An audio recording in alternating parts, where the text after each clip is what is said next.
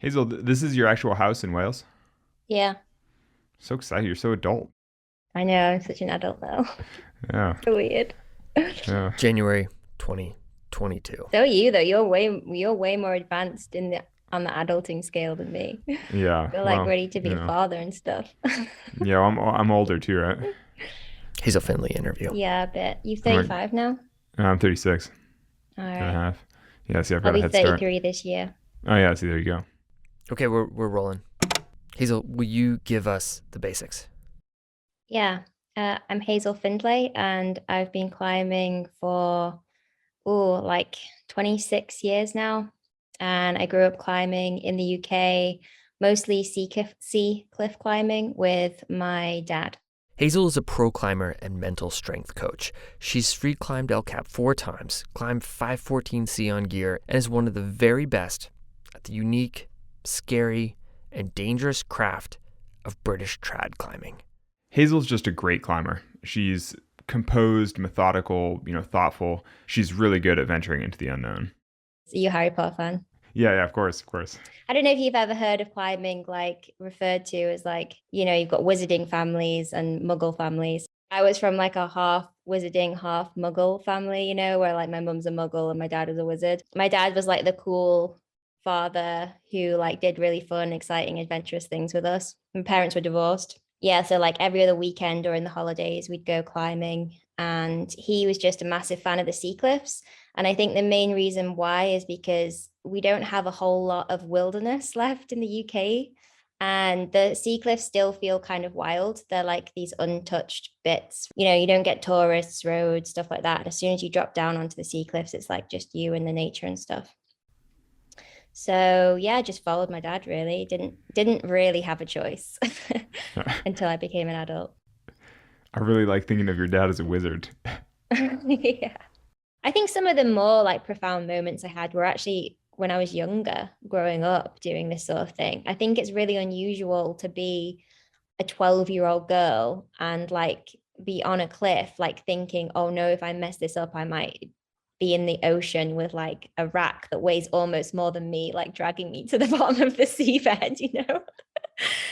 And I like, I remember just being in floods of tears on some of these routes. And like I'd look down and my dad would be like chain smoking, rolling tobacco, and like as he's belaying me. And, it's just like I think some of those having those kinds of experiences when you're young really shape you. I'm not sure in what kind of way, but definitely probably profound ways. I don't know. Did you understand the risks you were taking then? Both my parents, especially my dad, like empowered us to make risk decisions from a really early age. So for us, it was normal to make decisions about our own well-being and our own safety from very young. We live in such a safetyist society. I don't know. I feel like we're probably lacking in those skills a bit. So in some ways, I feel really lucky that we experience those sorts of decisions from a young age. Those sorts of decisions, the dangerous ones, the scary ones, the things that intimidate us. At its root, climbing asks us a simple question. Do you want to go up or do you want to go down? No matter what type of climbing each of us prefers, whether it's sport, trad, bouldering, indoor, or alpinism, we will face that question. And that answer for each of us comes down to what we are willing to risk in that moment. Failure, discomfort, falling, a prolonged epic, a trip to the ER, and even sometimes death. That is the game of climbing. In Season 3 of Climbing Gold, we're going to explore risk, how we take risks, and what climbing can teach us about risk-taking away from the wall. And when it comes to this kind of decision-making, there's probably no better place to start than the United Kingdom, where out of necessity, historic precedent, and a stubborn creative aesthetic, a spirit of adventure and danger has been preserved on cliffs that rarely exceed 200 feet. Alex, in all your travels, have you ever come across anything like British trad climbing? I have never climbed anything quite like the UK trad scene. And it's really hard to overstate how different it feels. In the UK, you're frequently considering whether or not you'll hit the ground when you're climbing.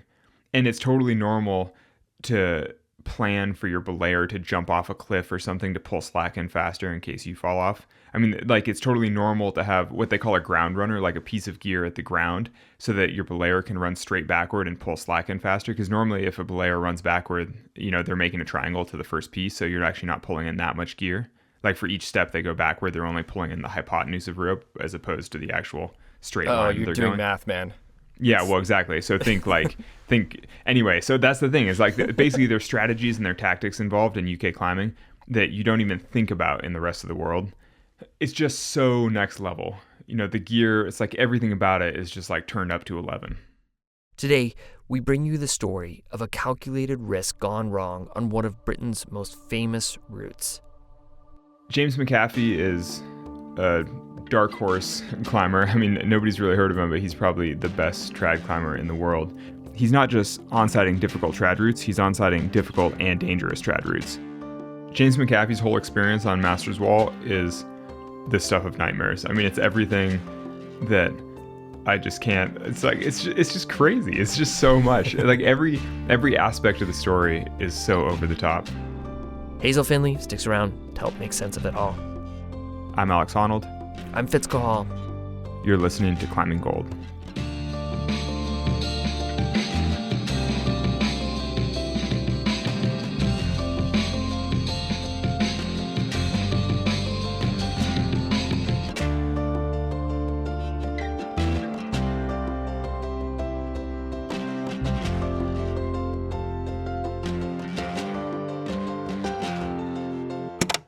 So, can you explain what the UK trad scene is like?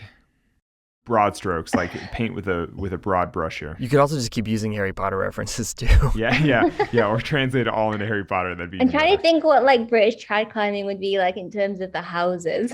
I don't know. Maybe Hufflepuff. The UK has a very long history of climbing, right? It's like mountaineering and then rock climbing. Even though we don't have big mountains, some of the best mountaineers in the world have come from the UK. And the single pitch trad climbing, I think the UK has got some of the best in Europe.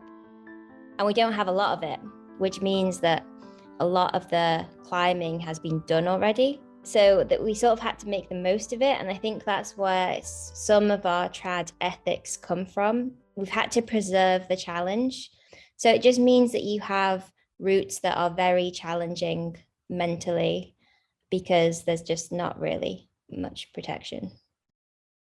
In America somewhere, a lot of the trad routes will be following crack systems, right? And it's almost like crack climbing is synonymous with trad climbing, yeah. Right? For a lot, in a lot of places, yeah. Whereas we don't really have any cracks. That's what's so weird. We have very few. We don't have any pure crack climbing places, and in general we have few cracks. So all of the trad, or most of it, is face climbing and generally not following any obvious features whatsoever. That's why on-site climbing is so difficult. Is not only is it hard to find places to protect the climbs, but it's also just hard to find the way. And there's also a real on-site ground up ethic, particularly ground up. As soon as you abseil in or top rope something first, then, the style has just dropped massively, right? And people will save routes to on-site them for years and years to the point when no one does anything. But yeah, that's what people are into. I remember that as a feature of my trip to climbing on the Grit was like half the local guys had been saving routes for their entire lives. And you're like, at what point are you actually going to climb the routes? Yeah. Like, who cares if you on-site it or not? Just climb the route. Yeah. It's like better to have done it in poor style than to never do it. Totally. They're just going to top rope it when they're 70. Yeah, exactly. I always remember, I was like, I don't really get it, especially because as a visiting American climber, when you're just trying to do as much as possible on a 6-week trip, you're like, Wait, why have you been sitting on this route for 10 years? Like, just go climb it. Yeah. I used to save routes in my 20s. And then as soon as I traveled, I was like, wow, there's a whole world out there. There's no reason for me to save routes. In the UK, you do have to worry about hitting the ground most of the way up the route. Whereas nearly everywhere else, you don't need to think about it. The way you on-site a British trad route is really between the pieces of gear. It's quite different to on-siting a route in the States where the gear is quite obvious. You can focus more on the movement. Whereas in the UK, it's like there's so much more to think about because, yeah, you might be in the crux, but that might be the only place where you can get gear for the next 10 meters. So even though you're in the crux and you're getting pumped out your mind, you need to get that piece of gear in. So you're kind of weighing up all these decisions in your mind. And it's really challenging. So, to accommodate the emphasis on on-sighting and a tendency towards danger, the British use their own rating system, a technical grade that rates the single most difficult move on the route, and an E grade, which coupled with the technical grade gives you a sense of the consequences. That's the thing is it's weird, but then actually once you use them for a while, I actually kind of preferred it in a way because it tells you a lot more about the experience. Like when you see something as 10B, you're like, well, what does that mean? You know, like how is that going to feel? Whereas when you get to know the E grades pretty well, you know, if something's like E6, 7A, it like tells you a lot about what you're going to experience. That would be something like akin to a well-protected 513. An E6, 6B, now making a mistake there, that could mean hitting the ground. You know, most sort of completely terrifying moments don't last that long in climbing, right? Like even last summer, I tried to on-site this route and you know, I read the route a little bit wrong. I should have been like a meter above where I was and ended up doing this quite wild move and like looking down beneath my feet being like, yeah, if I mess this up, I'd be so close to the ground or hit the ground, right? And just feeling like this sort of the terror and the stress of that, but still managing to actually move well on the rock. That's quite cool. When you have those kinds of experiences, it's really empowering when you're like, wow, the consequences of this are actually really quite high, but I'm still like in control of my body and I'm still climbing well and I'm making good decisions. Like they're pretty cool moments. But they don't last that long. So, you know, you'll remember them, but it's not like you'll be going home like questioning, you know, questioning life and death. Most of the time. Hazel, would you introduce CAF for us? James McHaffie is probably the best British UK trad climber, I would say. He's well known for really hard head points, but probably more so for his on-sighting. He will have on-sighted so many E6, E7s, E8s in the UK, you know, stuff that just hasn't been on-sighted by anyone else since. So he's just climbed the most extensively and the hardest routes in the UK, basically, out of anyone. He's like Mr. UK trad. Yeah. And he kind of fits the persona too, huh? He's like... Yeah. He's also known as the Dark Lord. After the break, an epic for the ages on Master's Wall, and we see if we can keep the Harry Potter references going.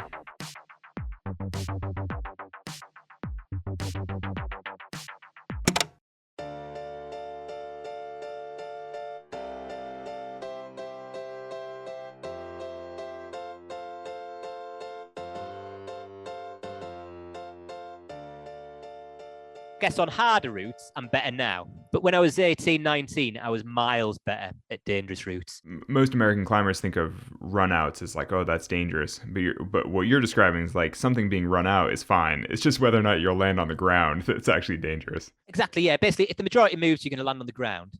I see that as a dangerous route. And, you know, and I guess that's where Indian faced Masters War, they are, yeah, that sort of route. Was just now and then, then maybe there might be a climb that you want to do that does have a bigger element of danger, and then it just depends on your desire and your self-awareness as well.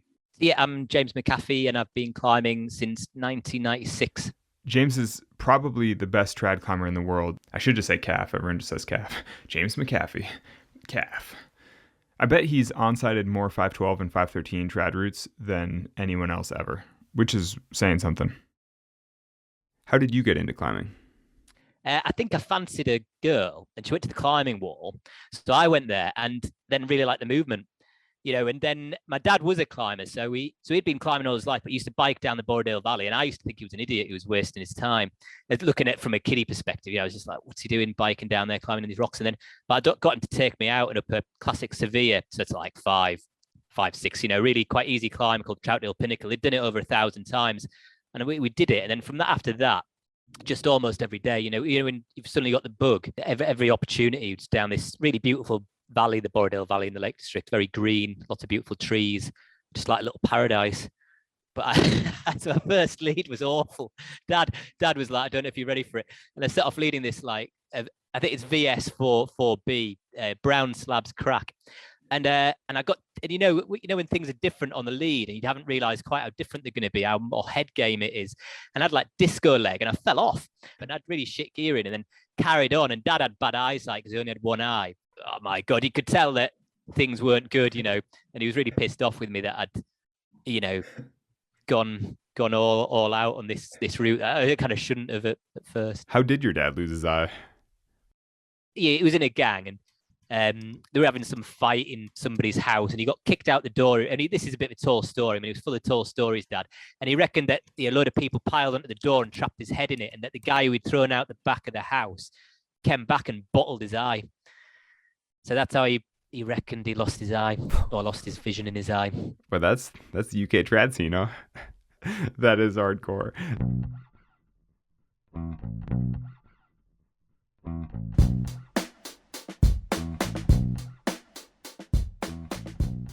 Will you describe Cloggy for us?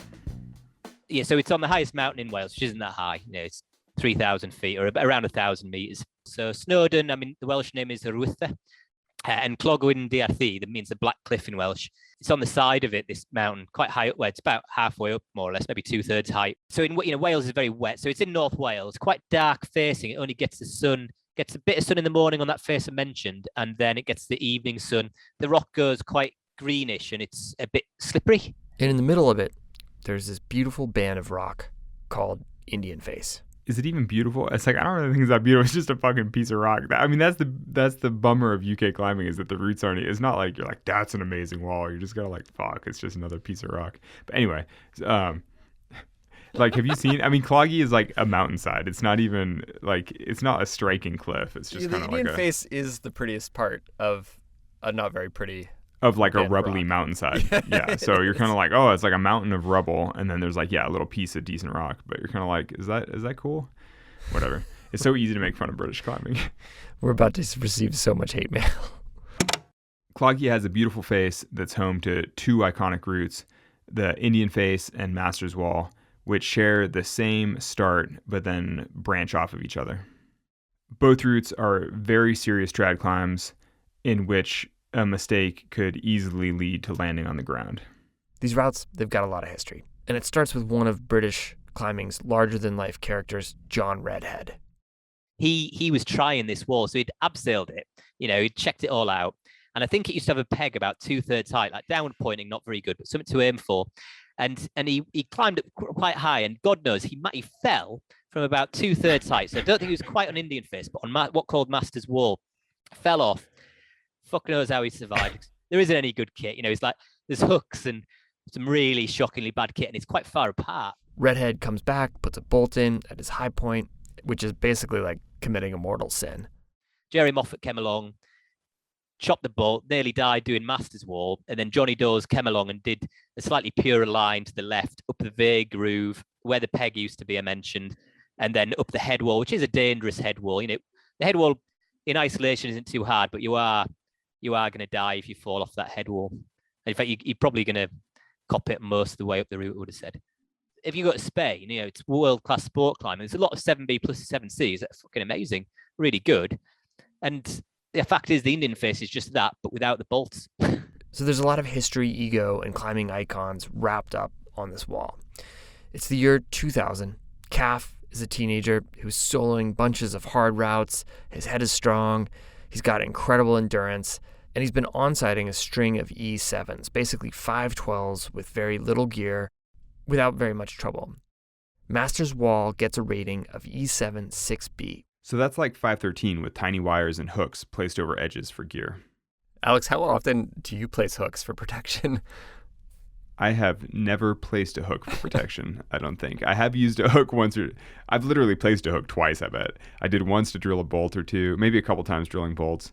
And then I thought I was going to use a hook once for aid climbing, and then I realized that there was a bolt nearby and I didn't have to use it. But it was in the dark, so I couldn't see that well. But no, I never use hooks. Why would you want to climb a route like that? But around routes like that, part of it's like the history. And they meant everything to me. And just, when, you feel that climbing's definitely worth your life just to push the boat out as far as you can. And especially when I was younger, I was after, finding that point where you see what you can do when you're in desperation. Since Jerry Moffat first did it in 1983, only 2 other people had completed Master's Wall. It was Caff's first visit to Cloggy, and he decides he's going to go for it. James is with his friend, Adam Wild, who's also never been to Cloggy before. Neither one knows the big, complex terrain. James sets out. Generally, over the years, I would have said I'm quite cautious. I'm quite a cautious, slow climber. I had a good head at the time. I was mainly soloing. So that serious routes, like dangerous ones, felt all right. He's got 2 ropes so that he can avoid rope drag. And it takes him about an hour to figure out the first third of the route before he gets to the business. It's that sort of very complex rock that, where there's lots and lots of little things that you could use. And you could make a, it would definitely feel around 7C, to on-site these routes. Route finding is tricky on it. It was unchalked, it was a bit green, it's not super obvious, and the moves aren't easy. And there's probably 2 or 3 sequences that I nearly fell off, and then I committed to the main cruxes, and I got to these edges. Now these edges, these crimpers, but your feet aren't very good, and I stood there for a minute or 2 working it out. It probably took me over an hour and a half to get there, and I probably spent another hour in that position. And there was a hold, a move above me, but there weren't any proper handholds, not like there's a kind of a crystal thing for my left hand, small side pull low down for my right hand. So I was going, up and down those things. I can't traverse straight right. The rest foothold that's quite famous on, 2/3, 3/4 height on Indian Face, that was just a bit too far up to my left to reach. There's no bolts, there's no chalk, there's not a crack to follow. There's no good way to know if he's gone the best way. Basically, he realized that the route was way harder than other E7s that he'd been on-setting. I tried all possible options. Basically the move that I would have had to have done is, not much for my left hand, quite a small left foothold, and a spring for a hold above. And if the hold wasn't very good, or wasn't quite really good because I was pretty pumped, I would have fallen off. And I'm glad I didn't go for the move, because I would have died. But yeah, I tried all possible options. I was quite strong-minded, strong-minded-ish in terms of just wanting to give it absolutely every possible, spark of energy to get up the climb, because I still thought it was E7. Eventually, it did dawn on me, I can't move right. I can't commit to this move. So that, it was the final alternative was to untie from the ropes. So I dropped the ropes to Adam. Can we pause for a moment? That's kind of messed up.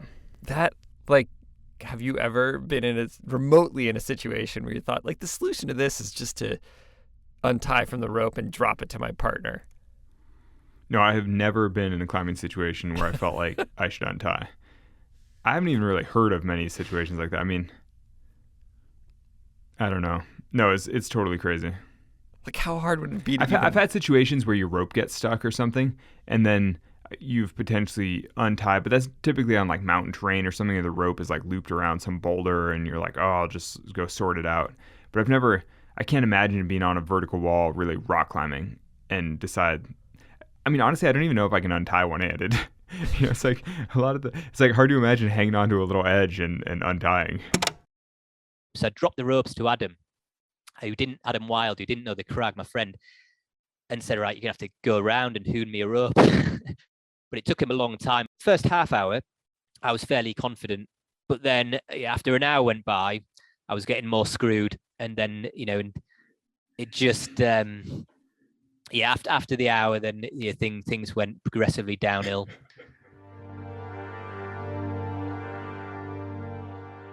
My arms was totally spunked. They'd been absolutely nuked for half an hour, because like I say, I was probably on it for about 4 hours, and an hour and a half of thinking I'm going to on-site it, and then an hour of slow realization that I'm, if I go for the move, up, I'm probably going to die, and I can't go anywhere else. And then thinking about the options, drop the ropes. So I was on it for quite a while, but eventually I did start to lose my cool, and I started to shout for Adam. I said, "Adam, where are you, Adam? Any longer?" Every minute felt a year when where are you, Adam? When you think this is it, sort of thing. I can't hang on any longer.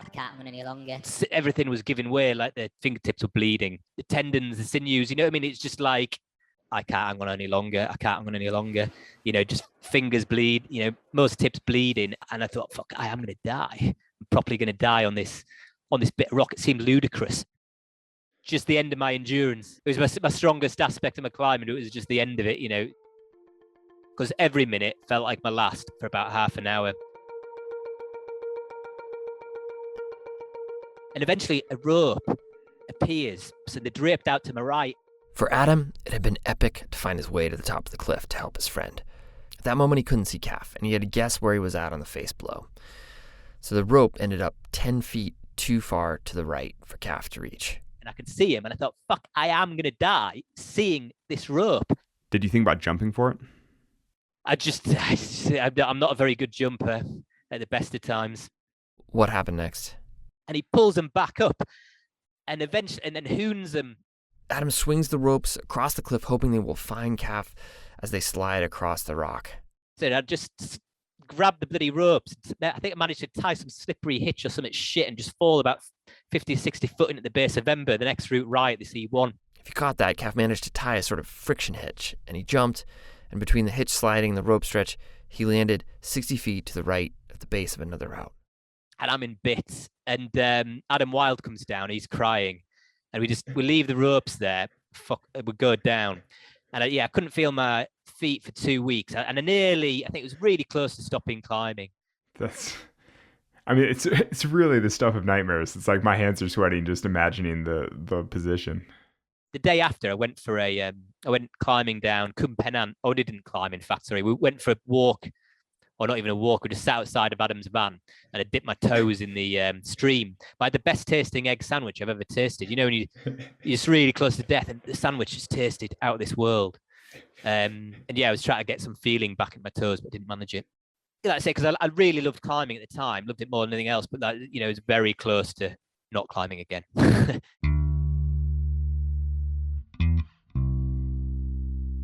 In 2018, 18 years later, Calf returned to Master's Wall and successfully climbed the route. He felt it ranked amongst the hardest trad climbs he's done in Britain. Early on, you touched on the why. Like, why do these kinds of routes? And you brought up the history of it and how powerful that can be for people's motivations, why it's will accept something that doesn't even sometimes make sense.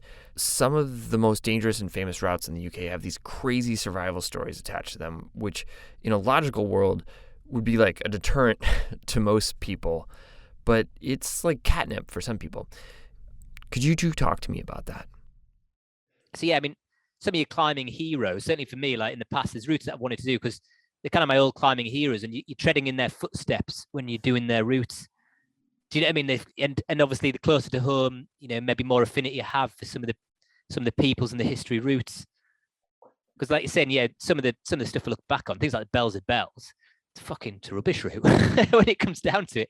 But I stuck my neck out when I was 19 to do it, and I'm sure, I don't know, for you, similar kind of different motivations for stuff close to your home. There's something to be said for the difference between your intrinsic motivations and your extrinsic, because the intrinsic motivation will get you up a lot of things, and you'll take a lot of risk for the intrinsic. Like, I just want to I want the experience of climbing. I want to enjoy the movement. I want to be up there without a rope. It's like, it feels incredible.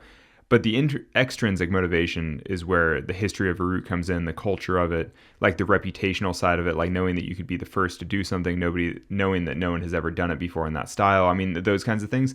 And, it's like, I mean, there's nothing wrong with getting some motivation extrinsically. I mean, like having external factors help motivate you to do something difficult. I mean, that's fine as long as it's not, as long as your ratio isn't skewed too far, one way or the other.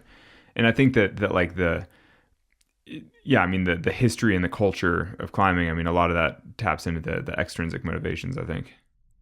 There's obviously more climbers today than there were in the 1980s or even in 2000. But does this ground up on-site style, has it gotten equally as popular, or is it still a thing? Like you're saying, when we talk about dangerous routes, they have gone a bit, certainly on the on-site manner, they've gone a bit out of vogue. Why do you think that is? Well, because you're going to die on them. Besides the obvious. Yeah, I guess. I just think it's gone out of vogue. I think it's gone from quite dangerous ideals in the 80s to progressively safer and safer ideals over the last 25 years.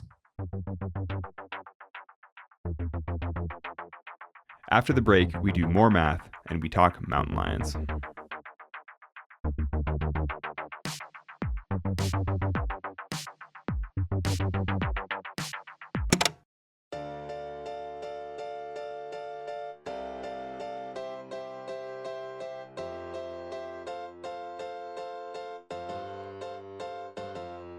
Alex, thoughts? Oh man, spending an hour just treading water, like hoping to figure something out, and then to untie your rope and have sort of maybe a half hour of hopefulness where you're like, okay, it'll be fine, my partner's going to get me, it's all good.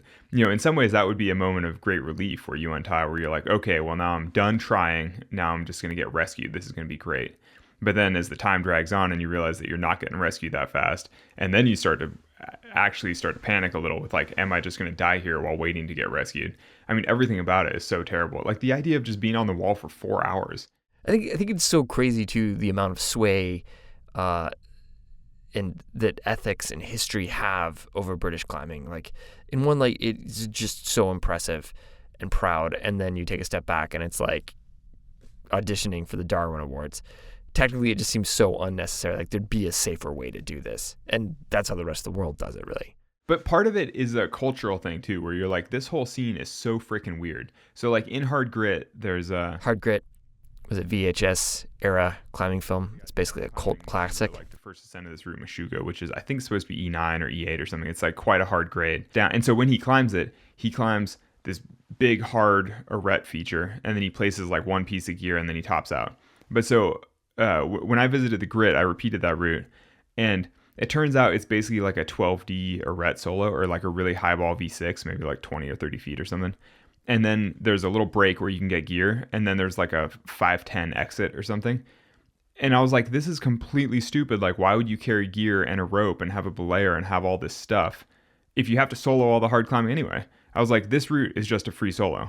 But the first ascensionist did it with the rope and gear because he's going trad climbing. And I was like, this isn't trad climbing, this is soloing. It's like, if you're doing all the hardest moves with no protection, that's freaking free soloing. Like, why bother wearing a harness? Like, why have training weight on while you go free soloing? It's totally stupid. The whole UK trad scene is just a totally different world. Did you like it? Yeah, I mean, kind of, it's like, yeah, I'm all worked up. I'm like, it's so crazy, it's so stupid. And then I'm like, but I did have a good time. I did have some meaningful experiences for sure. So this season on Climbing Gold, we're going to dive into the topic of risk. We've got 7 stories about people taking chances. Sometimes people are drawn to these powerful moments in their lives by history, others by visions of the future, sometimes by curiosity, and at other times simply out of necessity. We'll traverse from the mind of a thinker who has dedicated her life to understanding why we zero in on some risks while completely ignoring the obvious ones, all the way to the frozen faces of the planet's biggest mountains. Alex, you also have thought a lot about this topic in your career. I think a really good place to start would be to just ask, how do you define risk? Well, I think the definition of risk is just a situation involving exposure to danger. I just looked that up. And so the way I've always talked about risk is the severity of the outcome times the likelihood of the outcome.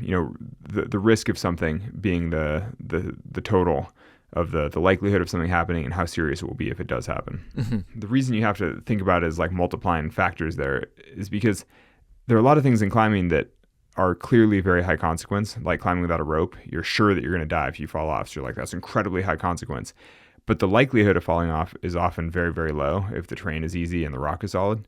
And so in a situation like that, it's actually not that risky, despite the fact that people often use the term risky to describe that circumstance.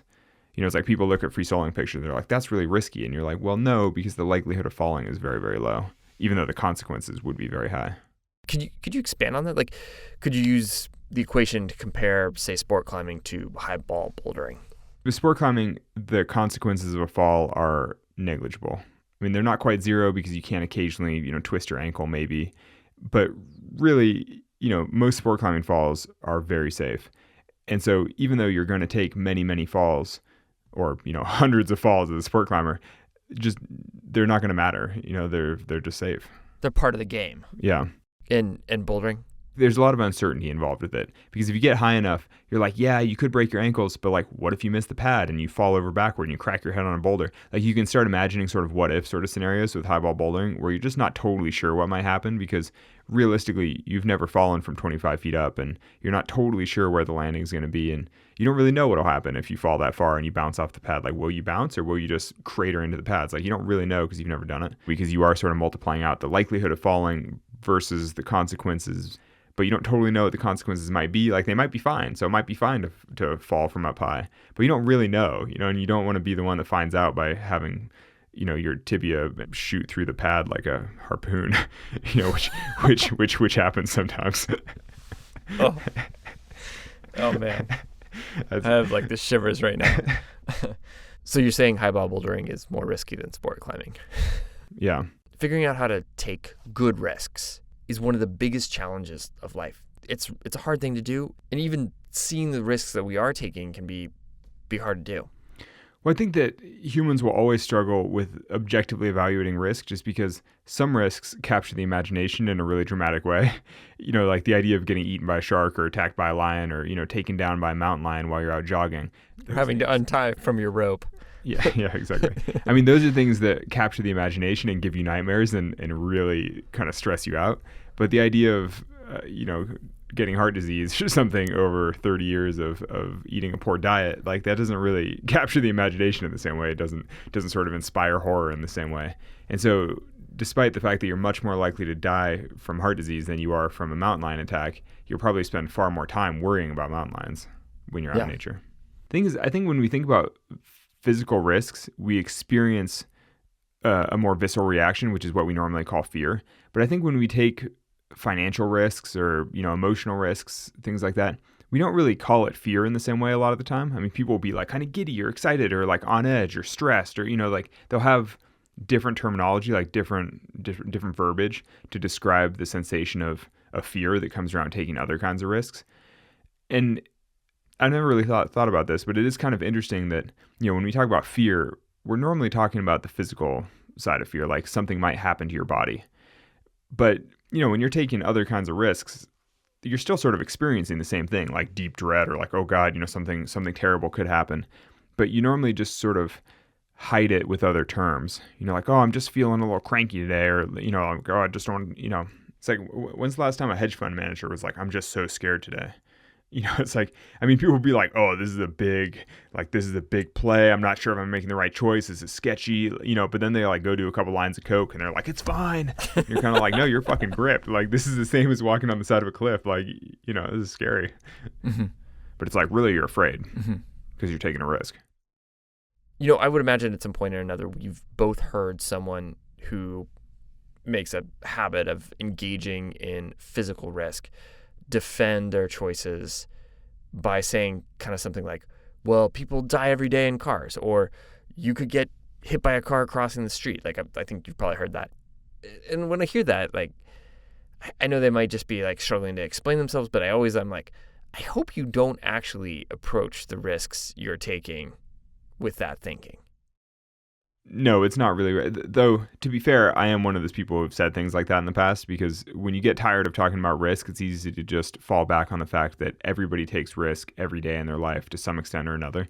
And, we're always just doing our best to quantify those risks how we can. And it's not always perfect math. Like it's not that easy to quantify. And so, to some extent, we're all just doing our best and muddling our way through. And so I think when you fall back on sort of crutches like, well, we all drive sometimes, that's just a bit of a, what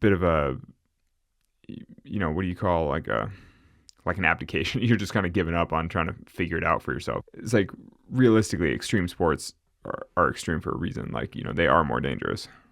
They are riskier. Mm-hmm. That's the challenge of talking about risk, is that every conversation kind of falls back on the, like, but how do you really quantify? Like, how do you really know? Ultimately, it comes down to, like, what do you feel comfortable with? Everybody thinks they're making good choices right up until they get injured or they die. Nobody ever thinks they're being risky, really. And that's why it's worth talking about. Yeah.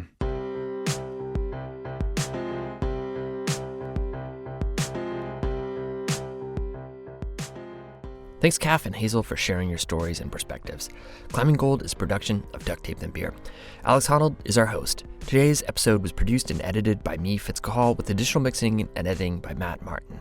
Production help by Lauren Delaney Miller, Evan Phillips, Austin Syadak, and Anya Miller.